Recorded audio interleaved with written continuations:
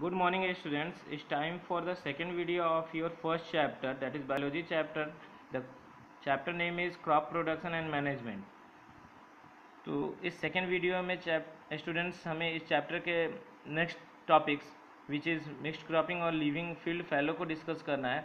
तो mixed cropping का meaning ये होता है कि हमें दो या दो से ज़्यादा क्रॉप्स को साइमल्टेनियसली एक ही फील्ड में लगाना चाहिए, मिक्स क्रॉपिंग कहते हैं। एंड द क्रॉप्स को हम लोग को केयरफुली चूज़ करना चाहिए ताकि जो मैनर हो इस तरह से कि एक प्लांट का जो प्रोडक्ट हो और दूसरे प्लांट का वेस्ट मटेरियल, ये सब आपस में बेनिफिशियल, एक दूसरे को नुकसान नहीं पहुंचाए।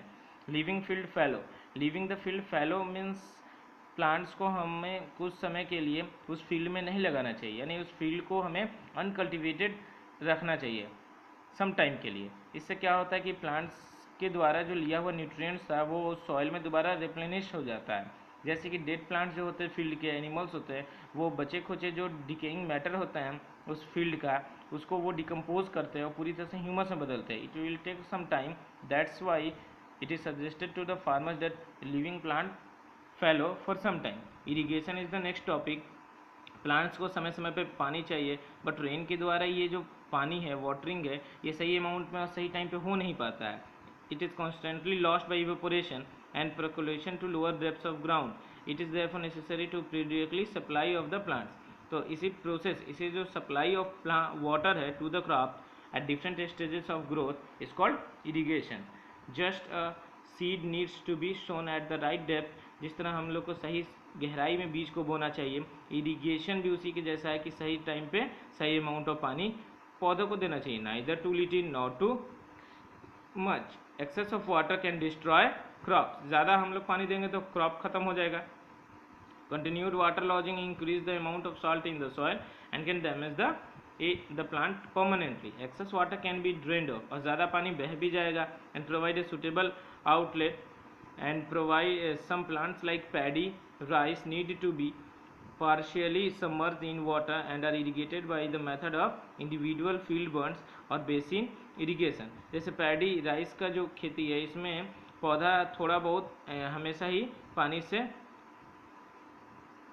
रहना चाहिए, पानी में डिप रहना चाहिए, क्योंकि ये इसको करने के लिए एग्रीकल्चर फील्ड को किनारे से बर्न्स बना करके, मीन्स स्क्वायर बर्न्स बना करके उसमें पानी को स्टैग्नेंट करना होगा, क्योंकि पैडी को पानी लगातार चाहिए। एंड सोर्सेस ऑफ इरिगेशन क्या है? जो सोर्सेस ऑफ इरिगेशन बेसिकली तो वाटर हम लोग well, tubewells, ponds, lakes, rivers, dams and canal से देंगे। But two method basically use होते हैं हमारे फार्मर्स के द्वारा, जो कि है traditional method and modern method. Traditional method आ जाएगा जो परंपरागत तौर पे जो हमारे पूर्वज जो पानी देते हैं खेतों में, फॉर एग्जांपल पुल्ली की मदद से, मोट है, चेन पंप, ढेकली, रहट की मदद से इरिगेशन देते हैं। कैनल्स गवर्नमेंट प्रोवाइड कर देती है, नहरों की सप्लाई से वाटर दिया जा सकता है। Water is lifted up by using bulldogs और pumps operated by diesel, biogas and electricity और सोलर एनर्जी से। And modern method of irrigation में आ जाता है जो हमें हेल्प करता है economically. The main modern method of irrigation are as sprinkle. Sprinkle में होता है कि बीच में ये फॉर एग्जांपल आप देख सकते हो कि पाइप्स लगे और ये वाटर को स्प्रिंकल किया जाता है, यानी छिड़काव किया जाता है। ऊपर एक नोजल फिट होता है टॉप में, एंड ये जॉइंट रहता है मेन पाइप से। जब वाटर अलाउ करते हैं इस फ्लो से, तो ये नोजल मूव करता है क्लॉकवाइज एंटी क्लॉकवाइज, इससे वाटर जो है वो रिलीज होता है एग्रीकल्चर फील्ड के हर पार्ट में, और ये नोजल से स्केप होता है पानी और हर एक डायरेक्शन में जाता है। इट लुक्स लाइक रेनिंग और drizzling the water in the field. It is very useful method in Sandy soil.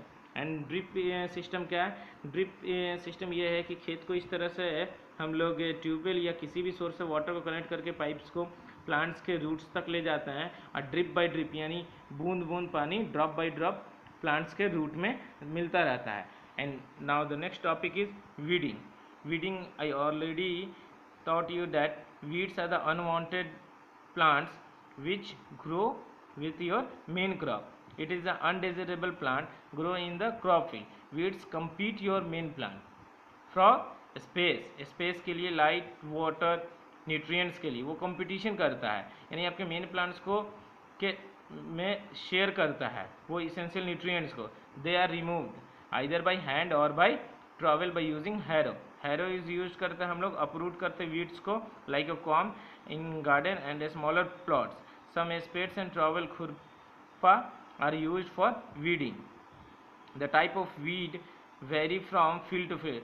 और ये ज़रूरी नहीं कि एक ही वीड हर टाइप के फील्ड में होता है, वीड्स की भी कई एक वैराइटीज़ होते हैं, because they are unwanted crops और plants which grow with your main crop. और ये अलग अलग फील्ड में अलग अलग पौधों के साथ अलग अलग तरह के वीड्स उगते हैं, इसीलिए फार्मर्स बहुत सारे वीडीसाइड्स का भी यूज़ करते हैं। इसको केमिकल होते हैं ये वीडीसाइड, स्पेशल केमिकल्स जो कि फील्ड में छिड़काव किए जाते हैं। These chemical check the growth of many weeds but do not affect the main crop. ये मेन क्रॉप को नुकसान नहीं पहुंचाते हैं, ओनली वीड्स को ये खत्म करते हैं। Weedicides are poisonous to the grain must be clean before use. इसलिए हमें ये प्रेस्क्राइब किया जाता है कि एग्रीकल्चर फील्ड को कभी भी यूज़ करने से डायरेक्टली पहले उसको वेल क्लीन्ड होना चाहिए, वॉश्ड होना चाहिए। Some common weedicides are 2,4-D and MCPA. These are the instrument which is used for weeding, harrow and trowel.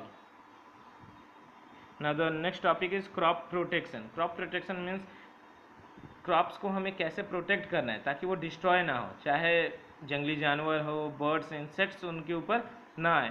Pests भी जैसे इंसेक्ट्स हैं, रोडेंट्स हैं, ये डिजीज काउजिंग माइक्रोब्स भी ना आए। We can protect crops using the following methods. हम लोग ये खेत के चारों तरफ से वायर फेंसिंग कर सकते हैं अपने बाड़े के समान, जिसके में आवारा पशु ना जाए। बाई प्लेसिंग स्केयर क्रॉप्स का यूज़ करके हम लोग अपने प्रोडक्ट को यूज़फुल बना सकते हैं, उसको हम लोग बचा सकते हैं ताकि उससे बच्चे या कोई भी लोग, बाहरी लोग या बर्ड्स या एनिमल्स भी ना आए। By using pesticides to kill insects, कुछ पेस्टिसाइड्स का भी मदद करके हम लोग पेस्ट्स को कंट्रोल कर सकते हैं। For example grasshopper, aphids, termites, moths, beetles है।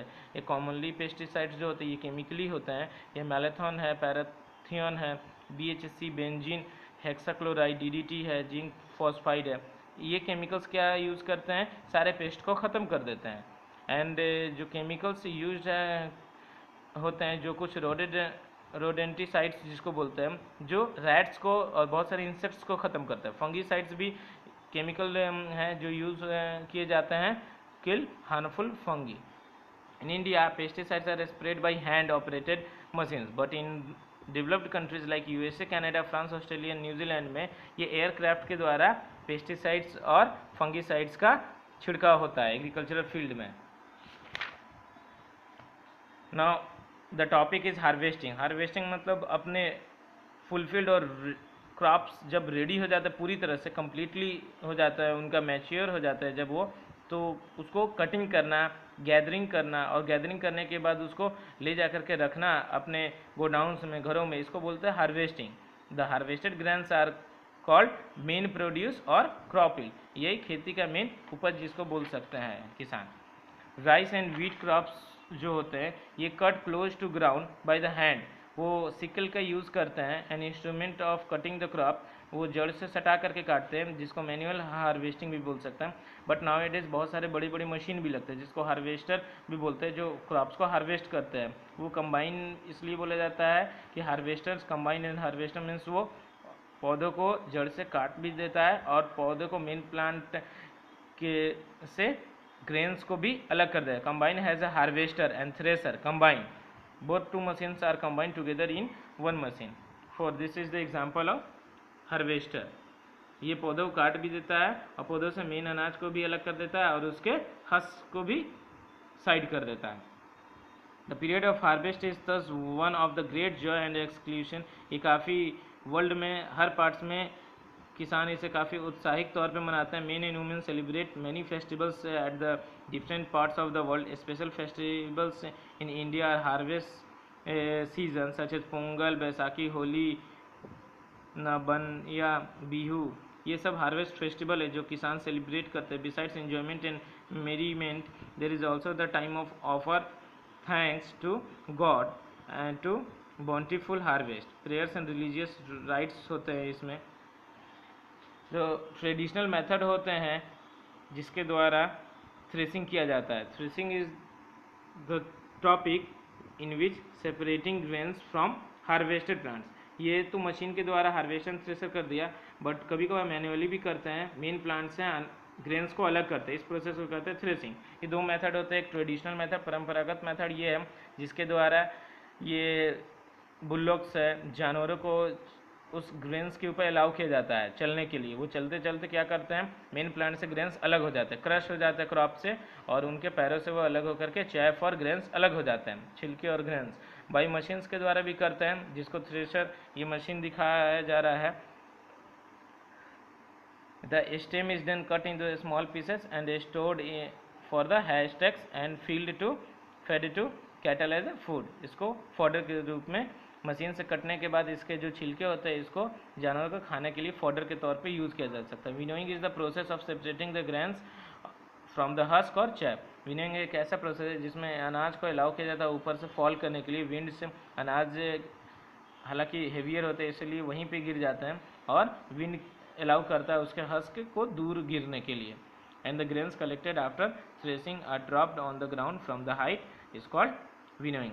And the main grain is collected in godowns. Storage क्या होता है, स्टोरेज मीन्स क्रॉप्स को, हार्वेस्टेड क्रॉप्स को थ्रेस्ड जो हो चुका है, अच्छे से सनलाइट में ड्राइड कर चुका है, अभी इसको रिड्यूस किया जाता है इसके मॉइस्चर कंटेंट को।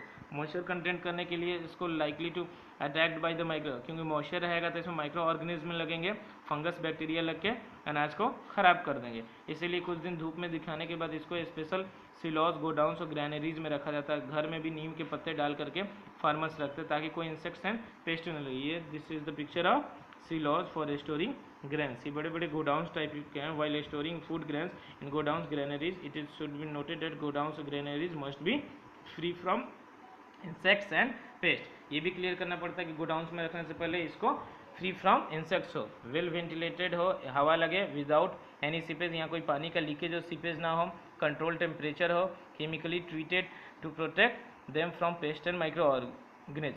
क्रॉप इंप्रूवमेंट कैसे होगा, भारत में आज भी इंडिया का population increase about 20 million every year. According to our food requirement also increase, इस हिसाब से खाने की ज़रूरत भी बढ़ती है। और population is now 1000 million and we grow sufficient food to feed this huge population. How did this increase in crop production? Here are some topics related to the increase of crop product. First, introduction of the high yielding varieties, HYV seeds का निजात किया गया जिसके द्वारा हम लोग अपने उपज को बढ़ाएं।